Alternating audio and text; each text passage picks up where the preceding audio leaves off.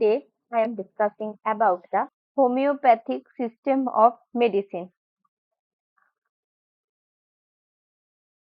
So, if we talk about homeopathy, the name homeopathy means that we have homos and plus pathos.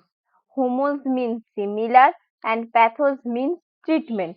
When the treatment is done using the drug of similar property, we call it homeopathy. And the person who has developed this system of medicine is considered to be the father of homeopathy.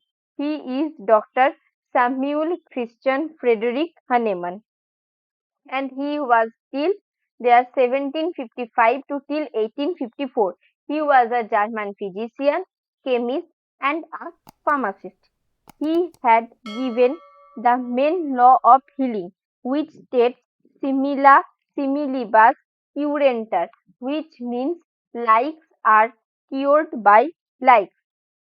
So basically, homeopathy is based on different principles, and if we enumerate them, they come out to be 8 different principles of homeopathy. First is the law of simila, which is also known as the law of healing. It states simila similibus and curantur. It means like let likes be cured by likes. So this concept is states that, please understand, it is very important because this is the main difference between Ayurveda and homeopathy or allopathy and homeopathy. That is that in case a healthy individual is given a substance and that substance is able to elicit a type of reaction in that healthy patient. It means that in case a person who is suffering, a patient who is suffering from that condition can be treated from this same substance. For example, if a person who is healthy, he ate something and his stomach started aching. Now another person comes in who is suffering from stomachache. So homeopathy says that substance which was given to that healthy patient and it led to the stomachache will be able to treat this person. Okay. So this is the concept of let likes be cured by likes.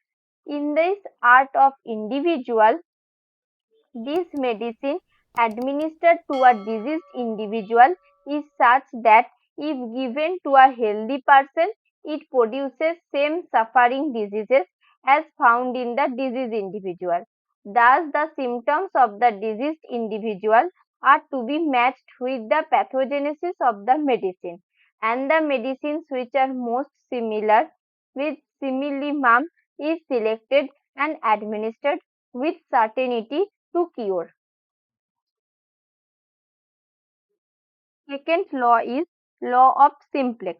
Homeopathy says that we should have very simple and generally single drugs should be prescribed at a time. It is not that we should have multiple compounds which are given together. It is completely different from Ayurveda.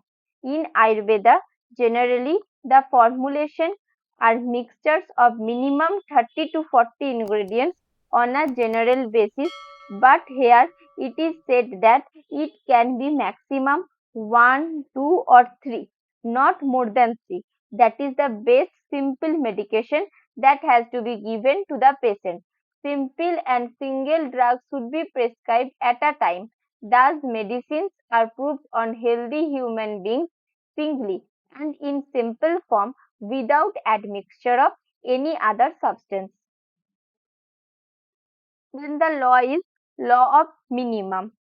We should administer the drug in a minimum quantity. We should reduce it many times and it should only have the sensitivity to reach the receptor and show it effects. You must have heard that people say homeopathy takes a lot of time to show it effects. Yes, it takes a lot of time to show it effects. But because this is given in very less dose, it takes enough time for the drug to reach to that receptor. However, because it is teaching to the main cause of the disease, you will find that generally those who are following homeopathic medicine, those who take treatment by homeopathic medicine, the treatment goes on for 6 months, 9 months, 2 years. But once they have completed the treatment, the disease will never come back to those individuals. This reason is it is slow and steady release. Drugs are administered in a minimum quantity because of hypersensitivity in disease, and the action of drug is always directed towards normal by virtue of altered receptivity of tissue to stimuli in disease. The medicines are just required to arouse a reaction in the body. If they are given in large doses, they cause physiological action, producing unwanted side effects and organic damage.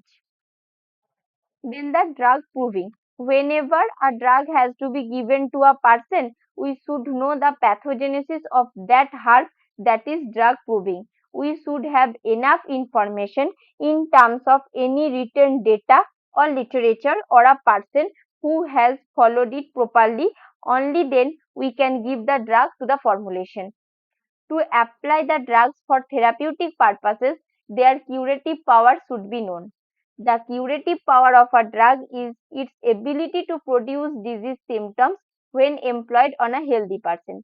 The curative power of a drug is known by its pathogenesis and is ascertained by proving the drug singly on healthy human beings.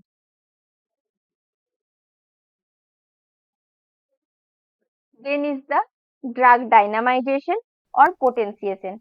So it is not fixed that a single dose will be given to a patient. If we even to or go to a doctor for a similar problem, the doctor will always analyze those the two people as a separate entity, and the drugs which will be given to those will be different. So here the dose as well as the drugs which are given to the patients, they are of different concentration, and to that we call it drug dynamization or potentiation. Medicines used to encounter disease should also have dynamic action to act on the dynamic disturbances of life force. These process by trituration in case of insoluble substances, and another is the succession in case of the soluble substances. Another one is the vital force. According to homeopathy, it says that every individual has some kind of spiritual energy which keeps them going. Like we feel if we see someone, we said that we get very good positive vibes from that person. So he is having a positive vital force in him. But some people are very negative, so they have a negative vital force in them. So homeopathy says that every individual should have that vital force which allows the body to run in a healthy direction. So disease is nothing but the disharmonious flow of the vital force giving rise to the abnormal sensation and functions, symptoms and signs. In order to restore the health, the disordered vital force is to be brought back to normal. Disease and health are two different quantitative states of this vital force of living being, and cure is to be effected here. Vital force has the following characteristics: spiritual, autocratic, automatic, dynamic, unintelligent, and instinctive. Last one is the individualization. So, as all the traditional systems generally do not keep a person, as you can say a crowd, they consider them individuals. So, when we talk about individuals, no two individuals are like in this world. We know that our DNA, our genes are different, and in modern times, we are going towards genomic therapy. So, here, why not to treat these people individually? So, because of the different traits in a particular individual, the treatment should also be individualistic. That is the concept in homeopathy. No two individuals are alike in the world. So the disease affecting individuals can never be the same, assuming the unique individual picture in each disease individual. Thus, medicines can never be prescribed on the basis of the name of the disease without individualizing each case of the disease. That is the main concept of the homeopathic system of medicine.